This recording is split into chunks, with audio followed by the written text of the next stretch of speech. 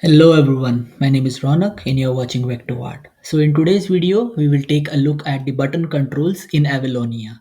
So we have uh, around 6 button controls that are used in Avalonia. The first one would be the basic button control, which can display text, icons or both, and it has a standard click behavior. Then we have the repeat button that raises a click event repeatedly when it is pressed and held. Then we have the basic radio button. Then we have the toggle button that has an selected and unselected state. Then we have a button spinner and split buttons, which has dual functionalities, one with the primary and the secondary button. And then we have a toggle split button, which has the functions of both a button with primary and secondary parts, and also partly behaves as a toggle button. So without any further ado, let's get started with the code.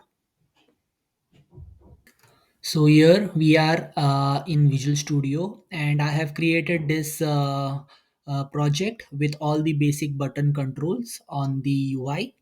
And if you do not see a designer in Avalonia, you can check out my previous videos where I have explained how to get this designer preview. So moving ahead, I have this basic button control which has a click event handler, and on click of this button, it will display the message called button clicked on the text box. So here in the code behind, we have this click event handler, and on click of this button, it displays button clicked in the text block. So this is what it is.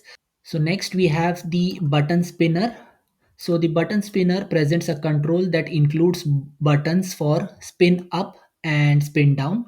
The content of this button is flexible, but you will have to code quite a lot of the behavior. So I have not coded any behavior here because the video will get lengthy, but you have to code the behavior for spin up and spin down, and based on this actions, the value here will change, or the content here will change. So next we have the radio button control.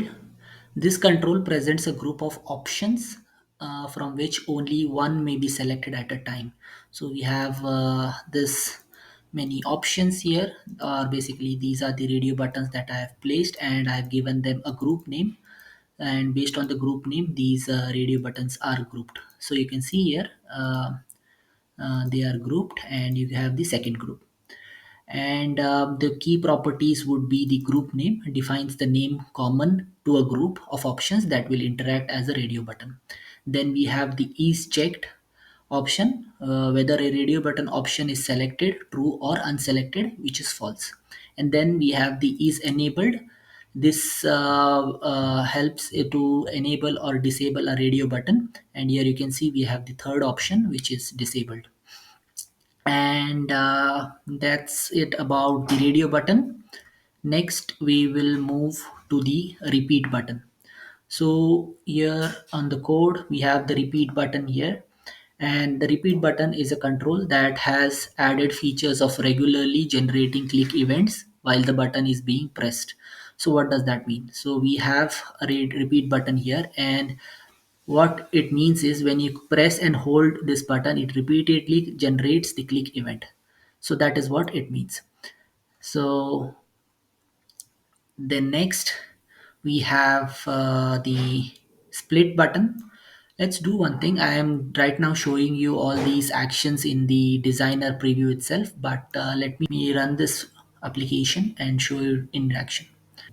So here we have our UI with all the buttons, and next we will move on to the split button. So the split button function as a button with primary and secondary parts that are each can be pressed separately, and the primary button part behaves like a normal button, and the secondary button opens a flyout with additional actions. So this is our primary button, and we have a flyout button which is the secondary button, and on click of this it opens a flyout menu, and we have some menu items and sub menu items. So is this the right control?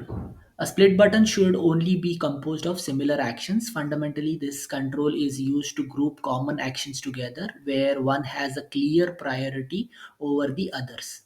The most common action should be the default and what is shown in the primary part and of the split button, but the less common actions should be in the added as a flyout, which is shown in the secondary drop down and when it is pressed. So the common properties for this would be the content to display on the primary part, then the flyout which shows up when the secondary part is clicked, and the command. So the command is to be invoked when the primary button is clicked. So here if we go to the repeater, we have all these sorry, not the repeater but the split button. We have the flyout part, we have the content, and the command. So I have not used the command here because I have not done any coding behind for these buttons.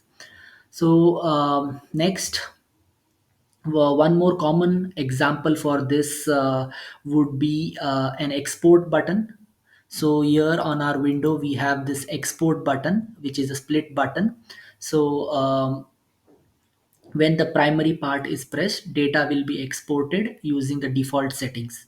However, if we press the secondary part, additional export options would be displayed like export to PNG and export to JPEG.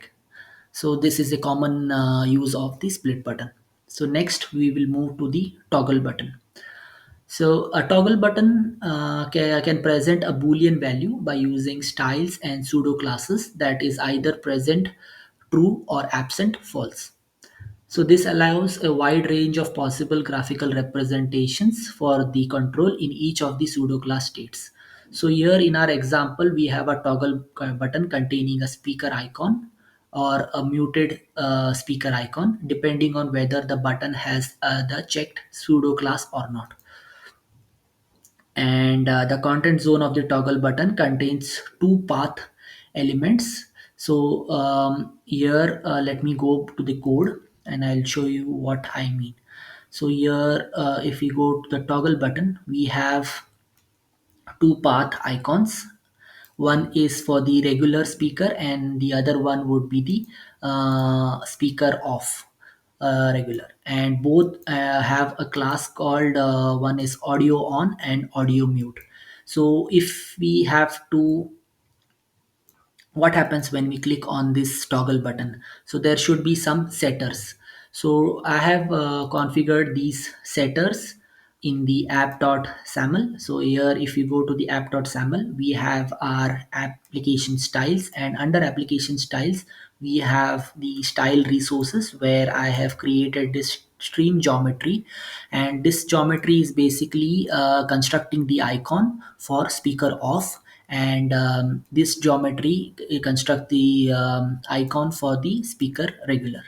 And then we have the audio on visibly, and we have the audio mute visible to true, and audio on to false. So based on the checked property, these setters will be enabled or disabled. So if I go back to my window, here we have the toggle button. The next button would be the toggle split button. So the toggle split button functions as a toggle button with primary and secondary parts that can each be pressed separately. The primary button behaves like a normal toggle button, and the secondary button opens as a flyout, similar to the split button, but here we have a toggle action. So is the right control? A toggle button, split button is fairly specialized control, and it uses should be restricted to where it makes clear sense from the user standpoint. It is intended to run as a feature on off while allowing some additional configurations to be specified rather than the default. So what are the common properties that it has? The common properties include the content. Here I have set the content to toggle. Then we have the flyout and the command, and the next one would last one would be the ease check. So the ease check gets and sets if the toggle split button is checked.